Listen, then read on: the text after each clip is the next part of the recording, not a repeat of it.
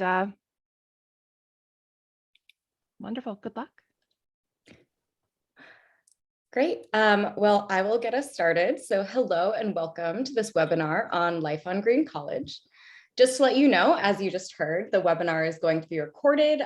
So you may or may not want to turn off your camera when you're asking questions in the Q&A section. My name is Liz. I'm a second-year resident member at Green College studying classical archaeology, and I am joined by the wonderful Elahe.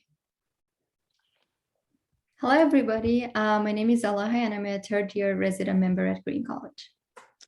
So we're also joined today by a number of other wonderful residents from Green College who are going to help with the Q&A section. Would you guys mind introducing yourselves super quickly? Just start Ricky, Sarah, Kareem. Why not? Hi, everyone. I'm Ricky, and I am from physics and astronomy. And just like Liz, I'm a second-year resident here at Green College, and I am so excited to join you guys for this session. Hey everyone, it's Eric Bolson here. I'm a first-year resident at Green College, and I'm doing my PhD in the Department of Language and Literacy Education. So if anyone is joining that department as well, let me know. Hello, everyone. My name is Reem Saleme, and I'm a second-year PhD student at the Institute of Resources, Environment, and Sustainability. And this is almost the end of my first year at Green College. So looking forward to hear your questions during the Q&A session. Please feel free to have abundant questions. Amazing. Thank you so much, everyone. So we're also joined by our academic program manager, Heather Muckart, who you just briefly met, and Mark Vessey, who's the principal at Green College. Mark, do you have any words of wisdom for us this morning? No. I'm going to hold back. You're the people who know what really happens at Green College. If there are hard questions you don't want to touch later on, I'll see if I can help then. But no, don't look to me for wisdom. Just experience. Usually they're similar, but okay. Thank Thanks. you so much, Mark. We're so happy to have you here with us this morning. So before we get started, we'd like to recognize that Green College is situated on the traditional, ancestral, and unceded territories of the Musqueam people. We also invite you to find some time today to reflect upon the traditional owners of the territories that you live and work on. So at this point, we'd like to introduce all of us here for you today, and we will get started. So we're going to start with some of the basics, and that means where the college is, some of the buildings and amenities that are still available, what the individual room types are, talk about the community, dining hall, and the application process. And then after that, we'll welcome any questions that you all have. I know some of you sent questions in advance. So during the Q&A, Heather, if you wouldn't mind putting those in the chat, that would be really helpful. So Green College is a really unique student residence, and you'll notice that it's called a college, and that's not because you have additional exams here or anything. That's just because it's based on a system of student housing at Oxford and Cambridge. And our founder, Cecil Green, also helped found our sister college at Oxford, which is now known as Green Templeton College. And as you've probably already read, since you're here, Green College is one of two residential colleges at UBC. The other college is St. John's, which emphasizes internationalism in the same way that we emphasize interdisciplinary conversations and ideas. Every year, we've got about 80 graduate students, 15 postdoc scholars, and several visiting scholars that call Green College home. Naturally, these numbers change given the current state of the pandemic. And together, we all form a unique and vibrant academic community whose motto is ideas and friendship. So where is Green College exactly? Well, Green College is situated on the north side of the UBC campus, surrounded by trees, near trailheads to Pacific Spirit Park, and minutes from Tower Beach, which is a generally secluded pebble beach that greenies like to go for swimming in the summer after dinner, and sometimes for polar plunges in the winter, which I highly recommend, are a ton of fun. I will also note that Tower and Wreck Beach are clothing optional beaches. So when you come visit that, be aware of what you might find. We're also about a 5 to 10 minute walk from the bookstore, the main libraries, and the bus loops, which can get you to downtown Vancouver in like 45 minutes or so. But as you can see, we're here with all of these red arrows. And here's the rest of campus. So you're both in a nice secluded and forested area, as well as easily in range of everything you need from on campus.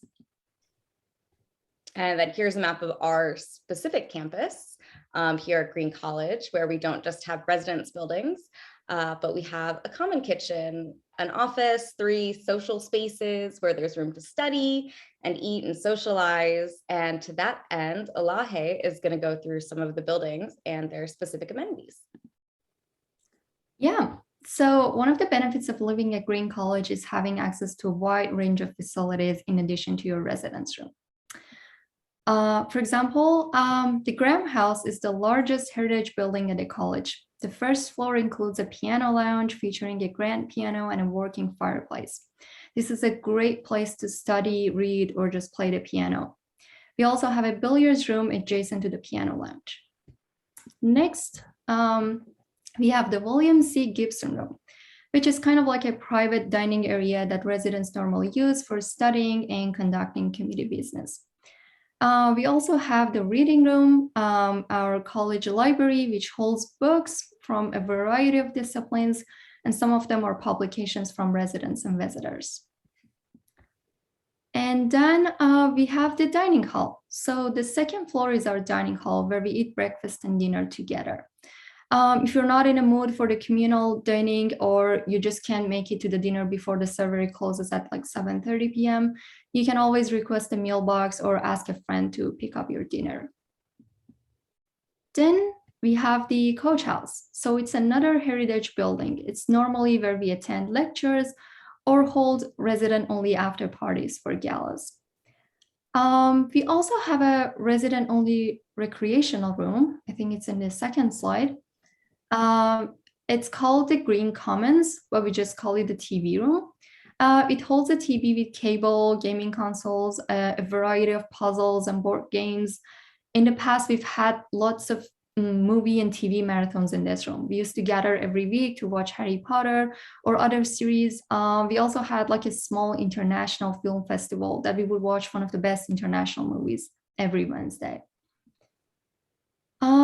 The common kitchen, which we normally just call it the CK, is where we make our meals for lunches and weekends, those meals that aren't covered by the meal plan.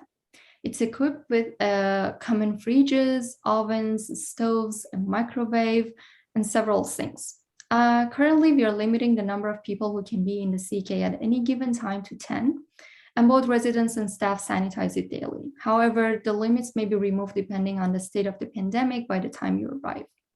And if you opt to use the CK, you can expect to have a cleaning duty at least once a month, and sometimes a fridge cleaning duty once or twice a year. And the laundry room. So the CK is also where we do our laundry. The laundry machines are economatic, and the college offers environment-friendly detergent strips on the recommendation of the Sustainability Committee. Also, to avoid buying plastic containers, we also have a communal laundry detergent that can be used by resident members who subscribe to the plan. In addition, we have access to college grounds and gardens, which includes a rose garden, a community garden, lots of grassy space for sports and picnics, and a patio sitting area. So for the rooms, there are 3 basic room types at Green College. The most common room is a single room with adjoining bathroom that's shared by 2 residents. The second one is a split level type room that is shared by 2 residents, typically in their second year. So the first level is kind of like an additional shared space with bathroom, and then second one is a hallway. There's a reading nook with 2 private bedrooms. And the third is a studio, which is generally reserved for postdoc residents, residents with partners, or visiting scholars. And the studio room does have a working fireplace. And if you have any questions about the room assignments, you can always get in touch with the Green College office. So resident fees vary from one year to another year, but they include electricity, heat, hot water, internet, and even basic cable.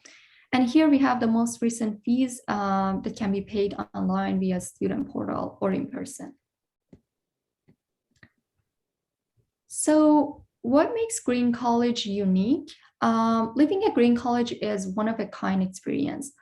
Several times a week, the Green College hosts free public lectures and events from diverse range of speakers, including UBC faculty, visiting scholars, activists, artists. And on Monday nights, we have a lecture series that allows resident members to share their research with their peers. And working, learning, and dining in a community that values diversity and active involvement, you'll have the opportunity to develop a lasting global network of friends, of colleagues outside of your academic cohort. And when I first came here, I didn't really realize that how warm and interesting my neighbors would be. And I can't tell you how many lifelong friendships that we've made at meals, galas, welcome activities, after parties, or just walks to Rain or Shine Ice Cream, which is one of the best ice cream places in the world, or just studying together around the fireplace in the piano lounge. And after residency, resident members also become the Green College Society members for life, joining a global network of former residents and associated faculty. Society members have the opportunity to return to college at reunions or other social and academic events. So who lives at Green College? For the most part, Green College is made up of UBC students that are either in their master's or doctoral degree programs, but we also have some postdoc scholars, in addition to a poet and artist in residence. And there is a pie chart, I think in the next slide, which kind of like this representation is slightly dated, but it kind of reflects the normal distribution of type of resident members that make up our community. So the culture at Green College changes every year as people come and go on a communal and individual level. So your experience at college is what you make it. There are tons of different ways to be involved in Green College, such as attending events. We have so many interesting lectures and receptions to follow, acting in the spring play, performing at the coffee house, sharing a hobby or interest with your neighbors, or most importantly, being in a committee.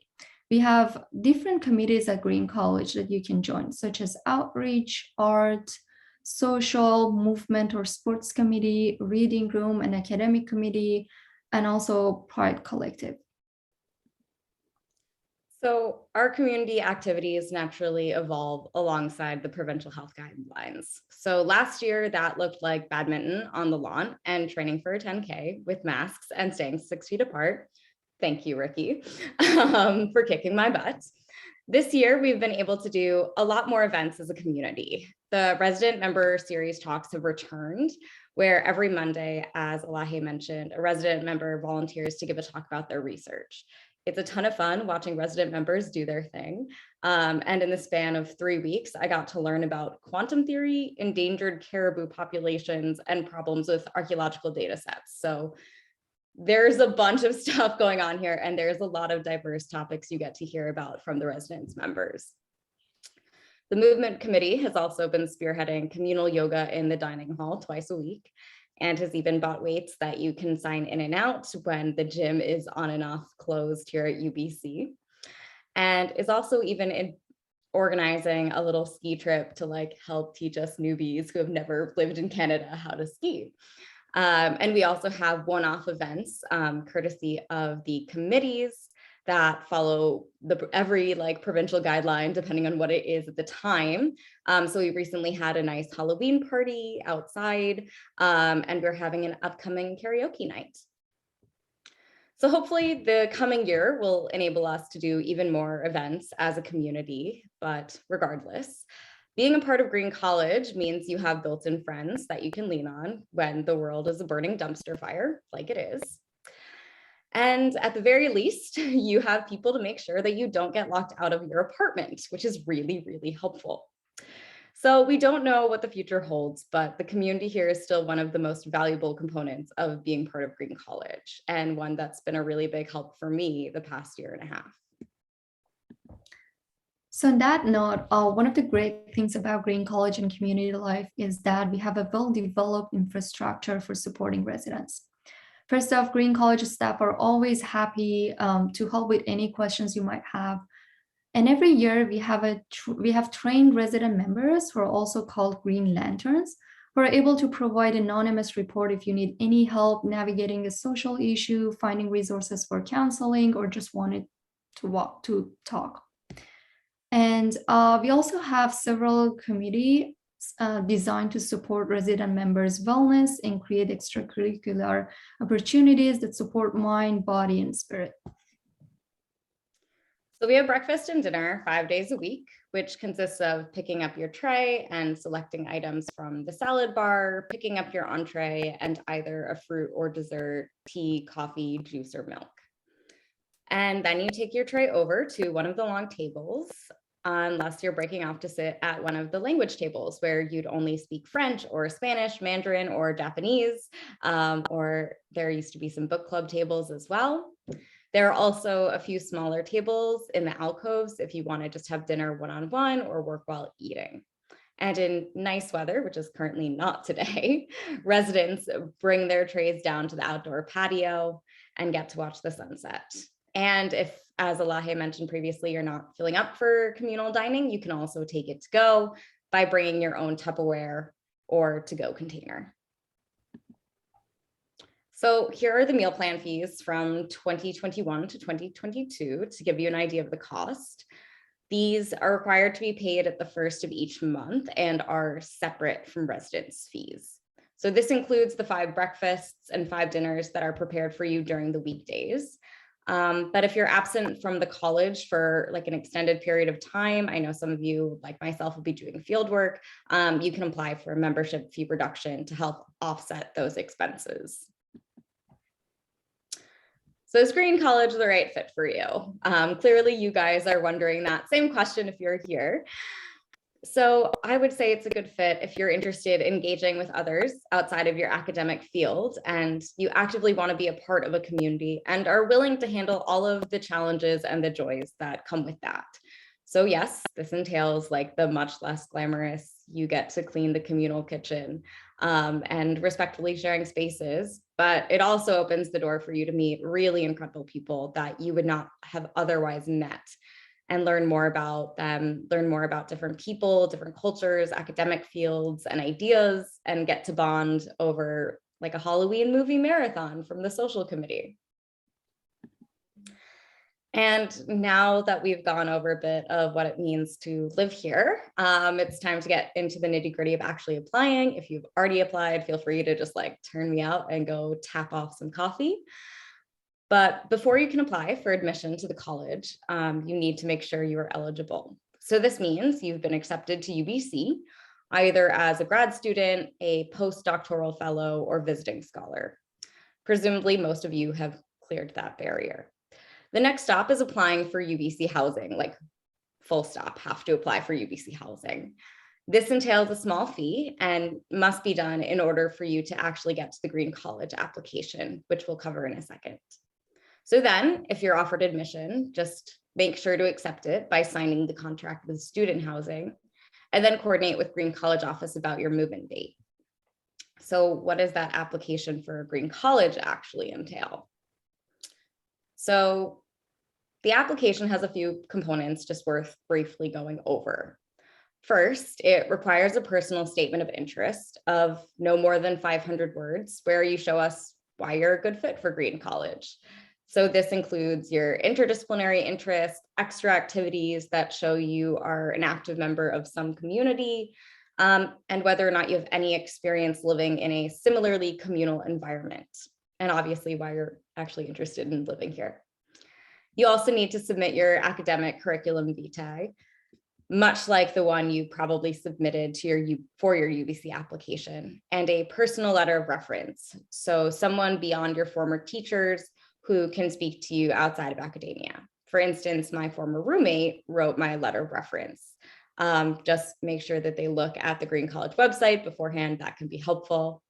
And you need to submit 2 additional letters of academic letters of reference, as well as your post-secondary institution transcripts. But don't fret, the academic letters as well as your transcripts can just be forwarded by your home department at UBC.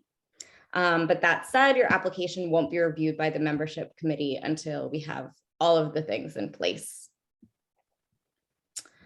So these next 2 slides are just some of the frequently asked questions. The upshot is that if you have not yet been accepted to UBC, but you hope to be or intend to apply, you can still complete the first step of applying for membership by submitting an application for student housing. And then once accepted to UBC, you can go forward and apply for Green College. We also accept 2 professional reference letters if you lack recent academic reference letters. And depending on when you plan to move into the college, just note that your contract doesn't actually start till September 1st. So the specific move-in date should be coordinated with the office, which is open from 9 a.m. to 1 p.m. Monday through Friday, Pacific Standard Time. And all graduate students are encouraged to apply: domestic, international, master's, PhD, postdoctoral. Both Elahe and myself are international students. I'm from the United States. Elahe is from Tehran. You can submit your documents at any time. The deadline is the 15th of each month, but ideally submit them by March or April 15th for September 1st entry. That said, submitting them later by the 15th each month doesn't necessarily exclude you, but just operate under the assumption of the earlier, the better. And you can apply to have a partner live with you. So you'll need to submit an introductory letter for them, and then they will need to submit their own CV, a personal statement just like the one you submit, and a personal reference letter from a different referee other than yourself. If they are already a graduate student at UBC, then we recommend applying separately for resident membership. And unfortunately, children are not permitted to live here. So successful applicants for admission to Green College are also automatically considered for 2 different kinds of awards that can offset some of the previously mentioned fees. The first, the R. Howard Webster Foundation Fellowships, awards about $2,000 to $2,500 to 10 to 12 students a year. And the second, the NH Benson International Graduate Award, awards $2,000 to 1 international student admitted to the college. Okay, thank you so much for joining us for our presentation. Does anyone have any questions?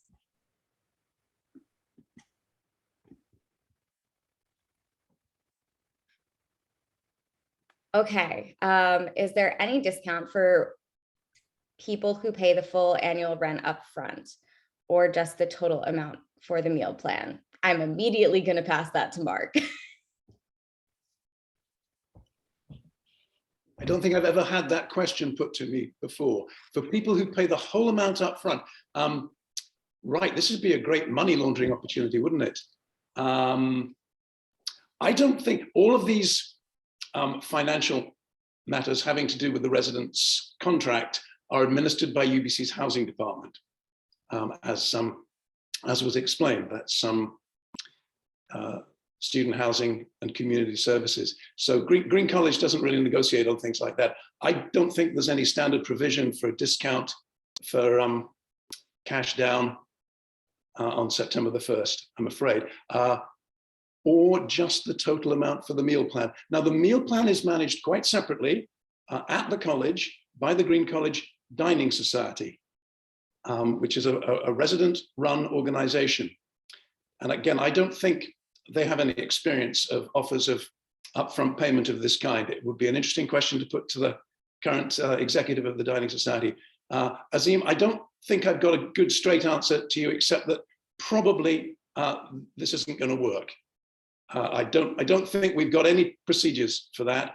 And I could foresee it leading to difficulties in the event that somebody who made that arrangement, found after a few weeks they weren't enjoying living at Green College, I just can't, I don't want to think about the litigation, complication, and general unhappiness that might ensue. So I think the system we've got is quite a good one. You pay as you go. That said, the residence contract is a standard UBC 12-month contract. And you don't get to break that contract without a penalty unless you've got good reasons, such as you're about to graduate or something else really big happens in your life. It really is a residence contract like the one you would sign with any other landlord. And if you break the contract early in the year, or even in the middle of the year, there will be significant financial penalties. Again, that's something beyond the college's control, though I can say that when individuals have issues that lead them to need to seek an early contract termination, we at the college work very hard with those people and with housing to ensure that they get the best possible terms.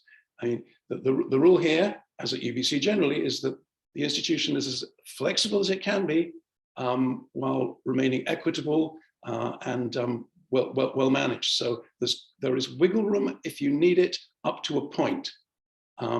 But really special deals like the ones being proposed here, I don't know about that. Probably not.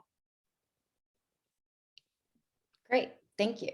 I'm just going to answer a couple of the questions that were sent ahead of time.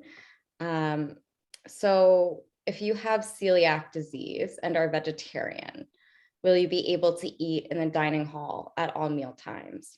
So this is naturally a question to take up with and ask like the office, specifically the kitchen. That said, so I have the vegetarian meal plan. And depending on the gluten allergy, like whether or not you can have things cooked on or around gluten is like a different story. So it's worth asking to the office. But speaking at least as a vegetarian, I've been able to have good options, but I know celiac is a lot more complicated. So I'm sorry that I can't give you a better answer, but I encourage you to reach out to the office because the wonderful cooks do their absolute best to try and accommodate everyone's dietary needs, and they're lovely. It is absolutely compulsory to subscribe to a meal plan. That's part of Green College. And so you can't actually skip it. I know it's costly. And someone asked about the cost of the meal plan, which we went over. For those residents, sorry, it's still the morning for me. One question asked earlier is, can residents choose to reside from September to May and lease their space during the summer, i.e. leaving for field work? So if you're leaving for field work, you can leave and apply for a membership fee reduction. But as Mark, I'm just going to let you step in. Yeah, if that's a very good question. We do have some provision precisely for cases like this, where you need to be away in the summer or in fact at any other time of year for an extended period for academic reasons. It's a policy for what we call rent relief. We send out a call for people to make applications at intervals through the year. And if you're planning to be away like that, we may be able to provide relief for 1 or 2 months of rent. And then you get a reduction on the meal plan fee according to the tariffs that were explained earlier. So there is some assistance available. Subletting is another matter. We do have a policy for subletting.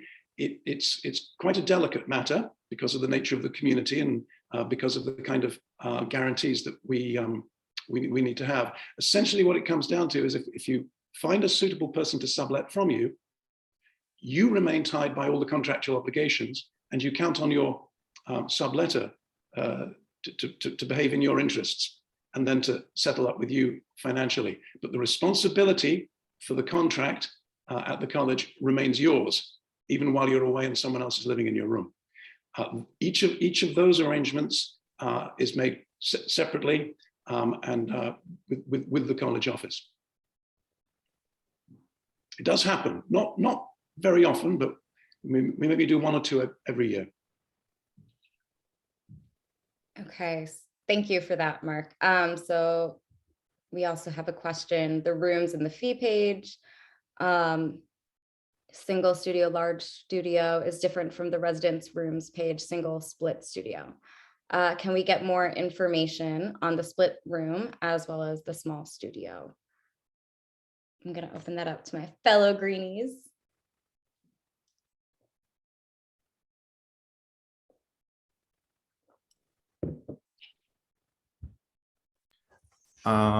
Hi, everyone. I'm not sure I can provide any information about the shoebox or the single rooms on the other floors, but I can speak about the split room. So I live in a split unit. So basically the unit consists of 2 floors. The first floor is where you enter the unit, and the washroom is there too. And there's some space for, let's say, a sofa or something of that sort. And then there's a staircase that leads to this second floor. And on the second floor, we have 2 separate bedrooms and also some shared area where you can sit and have some dinner, or let's say in my case, I have my fridge, little fridge there, and some other appliances. So yeah, basically you can use a lot of the common area for additional, let's say, activities, or if you have some friends over, it's nice to have that area to yourself. If of course your roomie doesn't mind. So yeah, it's generally a lot of additional space in split rooms or split units. So I do recommend this type of a unit to people that are okay with sharing the common area with someone. So yeah. But shoeboxes do not have this common area, so that is the difference, I guess. But it means that in the shoeboxes, you get to have your own separate entrance. That is the upside to it, I think. So is there anything else I can speak to? I'm not sure about, honestly, Manzur, I think that, yeah, you asked about halal food. Unfortunately, I can't really speak to that, but there is pork like in the meals here. So I think that if it is cooked with other stuff, it may not mean that anything here is halal. Does anyone have any information about that? So yeah, according to my knowledge, because I'm also from like a basically a Muslim country, I'm from Kazakhstan, so I don't think that the food here is halal. And that's another really great question worth posing to the office to see like what the cooks can and can't do. Can I just chip in? There may be other people here today who can say more about this, but I'm sure we have had students living here who want a halal diet and have made what have for them been satisfactory arrangements. But I cannot give precise details of that or guarantees. This question has certainly come up and it has been addressed. And my recollection is it has been managed satisfactorily in a number of cases. So let's not rule that possibility out, but as Liz has said, for that or any other dietary interest specification, it is something to be taken up in advance so that you have assurance that it's going to work for you. The reality is our kitchen is catering daily for a community of 100 and their guests. And while they endeavor to provide for all needs, there are limits to what is possible and to what can be strictly guaranteed in terms of ingredients or traces of ingredients in particular dishes. So it's a good question, and we'll get you the answer that you need. Can I add to, can I add to Sarek's point about the split? I think I wanted to emphasize the important point about being a split, because in a split, you share a lot more space than shoeboxes. And in some sense, I mean, you are not forced per se, but you have so many more chances to talk to your roommate. And for instance, like basically I have made, just by living a split, I have made some of the very best friends in my life. And yeah, so of course, I am married. A lot of residents here at Green College choose to live in splits once they find really great people to live with. But I am one of those people who started the Green College life in a split, and I am super happy about my decision. So yeah, if you are longing for really good friends, maybe split might be the one. And I also will, oh, sorry, I interrupted someone. Sorry, Liz. I just wanted to add a little bit more about shoeboxes because Ricky and Sek Wilson have talked about the split. So maybe I give my perspective about the shoeboxes. So I live in a shoebox, and like the shoebox and the split have pros and cons. So the shoebox, for example, you would have more personal space for yourself. I would assume that my bedroom is like a little bit larger than the bedroom in a split, but in the split you will have a little bit more of communal space with your roommate. On another side, you get like more privacy in the shoebox. So you'll have your own entrance, and then you'll have more time to spend alone. So if you're more of an introvert or you appreciate personal time, then maybe shoeboxes are a good type of room for you.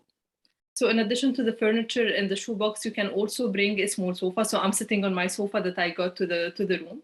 So you have an extra space to add like a little bit more furniture to it to make it a little bit more personal. And I would have to say that shoeboxes are available on the first floor and on the second floor, but the splits are only available on the second floor. Thank you so much, Reem. That was super helpful. And I also wanted to add in terms of choice, so you indicate your preference on the application. Naturally, there's a limited number of each, right? So if, say, all of the splits have been filled, and that was your preference, you might wind up getting a shoebox and vice versa. This can also change. So if you are in a master's program or a PhD program, you're going to be here longer than a year. You have the option to then change the room type. So say you are in a shoebox the first year, but then you say to the college office, you're like, I'd really love a split. And as people are moving out, they keep that in mind, and then they try to allocate you in your room preference. As Sarah Golson helpfully noted, like the rent is the same for them. So just know that even if you don't get your preference right away, I know a lot of people who wound up starting in shoeboxes and then their like bathroom roommate partner, that sounds weird, sorry folks, they wound up going together into a split the following year.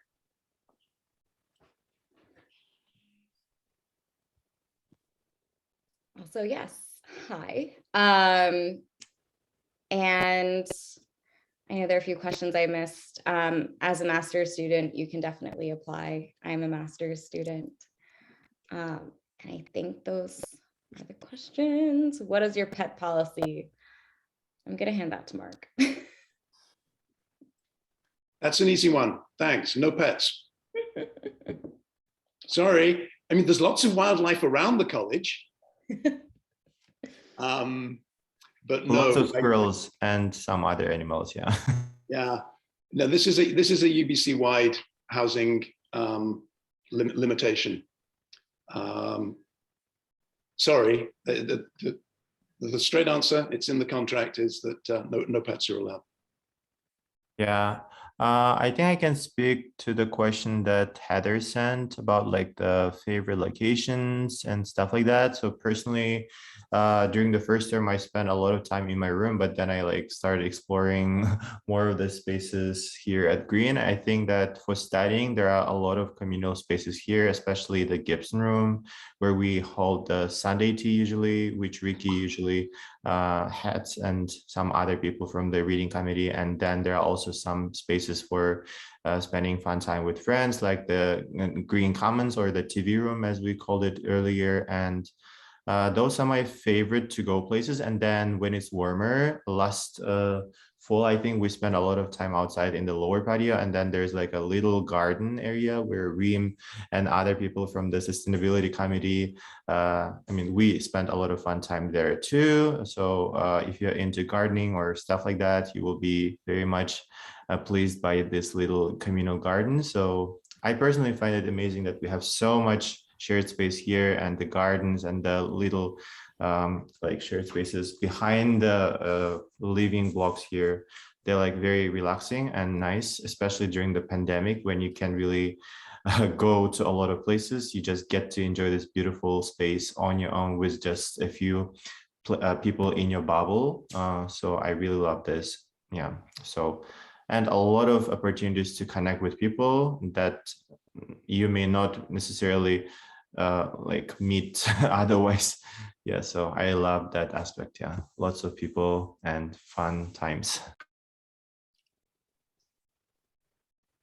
Thank you for sharing that, Sarah Bolson. And thank you, Mark, for answering Patrick's question. That's super helpful. Tonia writes, I learned I must have membership before I can stand a chance to get accommodation in the college. I'm not fully sure what you mean by that. But if there is a specific question, we're definitely happy to answer it. So feel free to elaborate in the chat if you're willing. Because we'd love to give more thoughts on that if we know further details, if you're willing to share. Naturally, otherwise, Green College office is a very helpful place to ask. And can you apply again after master's for a PhD to live at Green? Just answering that in the chat. Coming up. Yep. Okay, already on top of it. I have direct transferred to PhD from masters, and yes, I am living here. So answer. On that question about Ricky. that question about membership, I think the point was made in the presentation that you need to be accepted into an academic program at UBC in order to be eligible to live at Green College. You obtain membership of Green College at the moment you're admitted to the college. The only membership I think that plays into any of this is that you will be a member of Green College once you're admitted here. But you need to be accepted by an academic program, and hence in that sense be a member of that program in order to be eligible to live in UBC student housing anywhere. I guess another thing that I can add, probably one thing is that sometimes you get a membership of Green College, but for example, you apply very late, the college is full, so they give you a membership, but they can't necessarily assign you a room. So you'll go on a waiting list until there is a room available for you. So I guess that kind of also answers that question. That's almost right, Elahi. Just to be absolutely clear, yes, you only become a member of Green College once you move in. Green College is all about being here. But yes, if you're accepted, but we don't have anywhere, we don't have a room for you yet, as long as you're willing to stay on a waiting list, you know, you're next in line. And then as soon as you land here, day one you arrive, you're a member of Green College, but you have to set foot in the place. It's all about being here on the ground, whatever you're doing virtually as well. It's a place. Thank you all. And I'm just, well, if you are thinking of other questions, again, we welcome more questions. And while you all are thinking of that, I think I'll also answer Heather's nice little planted question of our favorite spots in the college, because I have a split as well. And my favorite spot in the college to work is there's a little sort of landing before you go into the private bedrooms on the second floor of your split. And I lucked out big time because my window overlooks the garden. So I have a little table that overlooks the garden where I work, and it is awesome. And then naturally outside of Green College, my favorite thing about here is our proximity to parks. So you can walk down the street for about 10 minutes and you are in a offspurt of Pacific Spirit Regional Park. So you have a lot of trails actually right by you in a 15-ish minutes walking distance that you can then go on and go forth if you like running like I do. So just the proximity to nature here has been incredible. And one thing that surprised me about Green College is just how much I would actually really get along with the individuals here. That sounds like a weird thing to say, but I find that I really enjoy my time at Green College a lot more than I do with my academic department. Please don't tell them that I said that.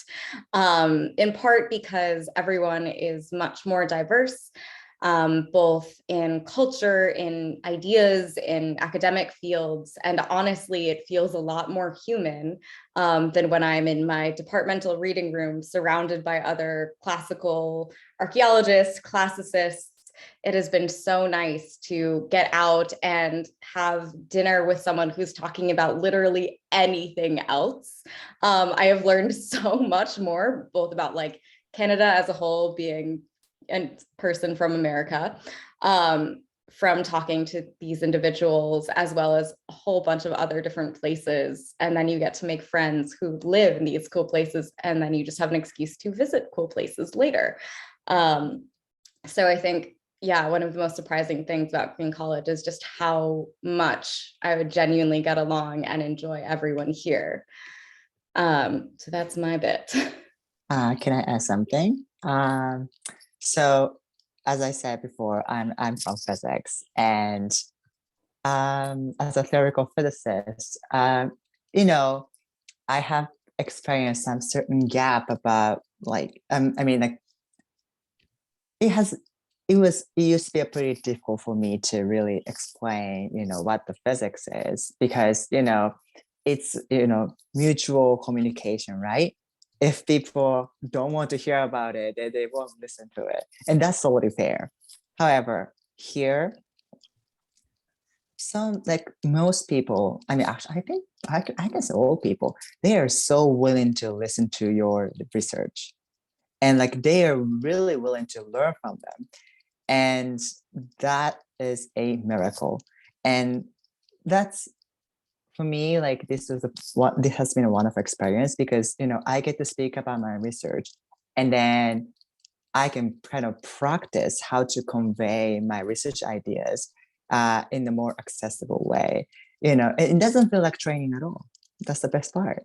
And if you want to have more formal presentation, whatever, then you can always do member series, or you have so many more opportunities to go about your, to talk about your stuff like a different level. So it's really, really cool. So Yeah, sorry. Yeah. sorry, I interrupted.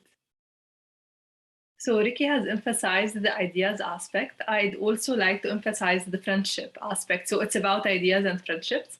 I'd have to say that when I came at Green College, the main reason that drove me to this place is the fact that it talks about friendship and the possibility of making a lot of friends here. You live technically with 100 other people in a space where you share breakfast, you share dinner, you share like communal spaces. So the chances of you interacting with other people that are from different fields and different countries, and some of them who are like culturally close to you and some of them who are like culturally very different, is quite great and amazing. And I have to say that throughout the past year, I've made some of the best friendships in my life. We've shared events, we've made like parties, we've had like big events for like the community, and we had like our own small and group events. So you'll have the support that you'll need. You'll have somebody who will cheer you up when you're sad, and somebody who's going to celebrate your achievements whenever you are, wherever like you are in life. So I think that one aspect that is so different at Green College and that is very hard to find in different places in Vancouver is the friendship aspect. So this has been my experience.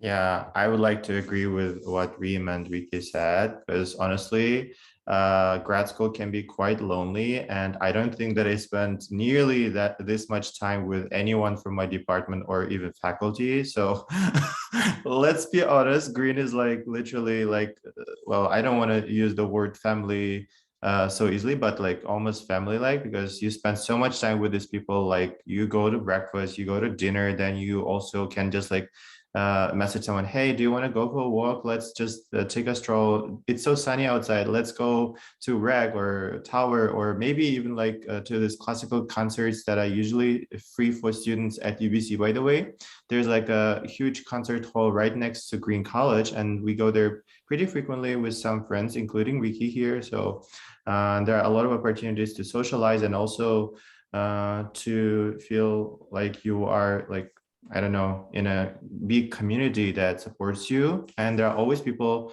that are somehow interested in your ideas or research field, or some people that would just listen to you rant about your homework or research issues or whatever you are stuck in, you know. So it's fun, and it's also so fun to be exposed to so many different perspectives, cultures, and also people, like in general, like different ages. So yeah. I've seen a lot of different ages. Yeah, you can feel sometimes. Yeah, I mean, yeah, that's all. I would like to also agree with Sarik Bolson and Reem that specifically as an international student, when you move to another country where you don't have like any family members or friends, Green becomes your home because you're surrounded by like-minded people, and it's kind of like really nice to have people around you that are always happy to help and are always happy to be friends with you, and you can just like find friends that I'm sure I'll have my friends for like many years. So it's just amazing, specifically if you first move to a new country. It's been a great experience for me. And one thing that is also worth mentioning about Green College is that we have Green Chat, and over Green Chat, people send messages. So sometimes somebody would want to go to Rain or Shine ice cream. So they would send a Green Chat and come and say like, I'm going to Rain or Shine at this time. Anyone would like to join, please meet me near the CK, and then they would go together. So you'll have this happening very naturally and very smoothly to connect with the community. So sometimes we have events going on, or skiing, or movies. Yeah, last week, for example, we went and we saw Batman as a group from Green College. So this is something that happens naturally. Thank you so much, everyone. Mark, can I just point to the waiting list question and just shove it over to you? No, that's easy. As somebody said earlier on, apply as soon as you can. In a typical year, the crunch point actually comes, I would say normally in May, which is to say by the end of the May membership committee meeting, we've probably just about filled all the places available for the coming year. So applications that we're looking at in June, we may have to waitlist some of those. But there's always a bit of movement in the summer as people's plans change. And most years we manage to shuffle most of the people whom we've accepted for membership into rooms by, sometime in July. Amazingly, the way people self-select and the way the membership committee then works, we're not usually too far off. But every year is different. We have no idea yet what the turnover is going to be this year. People living here are going to have to decide soon, those who are eligible to stay a bit longer, whether they want to stay. We don't know what the volume of applications is going to be for the year overall. So apply as soon as you're ready to, get everything together, and we will let you know by the end of the month in which your application is ready by the middle of the month, whether we have a place for you or not. So as long as we have places to offer, if your application is complete by the 15th, you will know by the 30th or the 31st whether we have a place for you in September. Come May or June, we may have to say to some people, we'd like to have you here, but right now we don't have a guaranteed place. Hold on, we'll see what happens. And we'll let you know as soon as we possibly can. We're absolutely committed to not keeping people hanging on. We only waitlist because we're full at that moment, according to the numbers. We don't waitlist because we're not sure whether we really want you or not. We're waiting to see whether somebody better comes along. This question comes up at membership committee meetings all the time. Shall we admit this person, or shall we just sort of put them on one side and wait? And I don't allow that to happen. The membership committee members have to decide, is this someone you want to see at breakfast in September or not? Decide now, because we have to give them a straight answer. So if you apply to Green College, you're going to be able to plan. The sooner you apply, the easier your planning is likely to be, but that is going to be the case across the board. We promise not to keep you hanging on unnecessarily. We know how hard it is to land a place to live in Vancouver. Thank you so much for that answer, Mark. That's super helpful. So can you choose your roommate in the split and single rooms, or is it assigned randomly? So you can, for your first year, you might not know anyone here, in which case, so you do get a like little preference form of like, I think that's either common to UBC, housing writ large, or Green College itself. So you do get a preference form of like, I'm like a night owl, etc. And then that sort of informs who you get paired with. But then, so in your second year, if you do know someone, you're staying here for another year and you're like, I would love to live with you, you can then go to the Green College office and like appeal to have a room with that person. And that usually works out just fine. I know a bunch of people who have done that. And I think that's a good part, right? Like, of course, like you can kind of coordinate and you can apply with your friend, maybe. However, by being randomly assigned a roommate, you can meet someone who is researching totally different fields, and that person will really, really give you amazing living experience. I can be sure about that. So, yeah. And I will also add, some of my like random roommates have turned out to be like my best friends for years. So even if you do know someone in the college, would recommend just giving it a go for the first year and then make the decision if you're staying longer to change. But it's always great to come into Green College with the mindset of being welcome to anyone and any kind of person that you meet, and sort of going from there, because it usually, at least for Green College, like the membership committee has done a really great job selecting people who are a good fit for here. So it's very unlikely that you're going to be with someone that you like absolutely loathe, or at least that's my opinion on it. The membership committee, the membership committee can't take any credit for the combinations that are arranged for people arriving in the first instance. That is the magic of our membership coordinator, who this year is Anna. When you start dealing personally with the membership coordinator, you'll be dealing with Anna. And if you've got special requests, make sure she understands those. She'll do her best. It's quite the task to mix and match a bunch of people you've never met before. But usually it works out. And hey, in the odd cases where it's a disaster and people can't get on with each other, we fix it up. But that very, very rarely happens. I don't know why. I think it's the kind of people who apply to live here. That's rarely a problem. Thanks, Liz.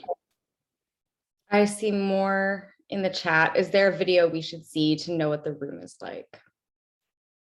That is a really great question. And I'm thinking like, I don't know of anything off the top of my head. I don't actually think there's any necessarily like a YouTube video of it or something. But probably Mark looks like he has something to say. No, this drives me crazy because I'm sure we've had projects for such a thing many, many times over. And I bet there's footage somewhere, but I can't tell you off the top of my head unless Heather can, and this is a bit unfair to Heather because she's only been at the college a few months. If we haven't yet done it, I don't understand why, and we should get onto it. Please apply, come here and shoot the video. Please do. Yeah, it's a very good suggestion. I don't think one exists, but it makes a lot of sense it should. So maybe that'll be a summer project. Lots of past resident members have said they were going to do it and then failed to come through. What can I say? Busy people. Yeah, I'm just briefly browsing the web, but I'm not finding anything. So Great idea. We appreciate the idea. Sorry, we can't deliver right now. Sarah, we'll make one ourselves.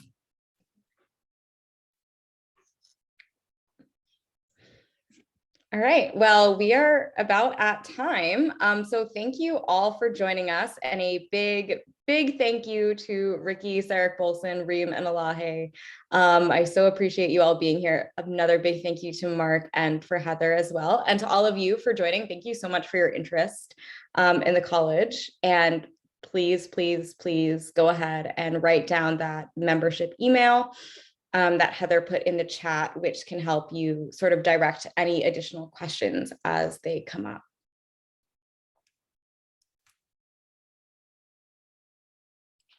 Have a nice day, everyone. Thank you, everyone. Bye-bye. Thanks, everyone. Have a good day. Thanks, Liz, Elahe, especially. Thank Ricky. you, Lisa Lahe. Thank you. Thank you Everyone, all thank for being you. wonderful.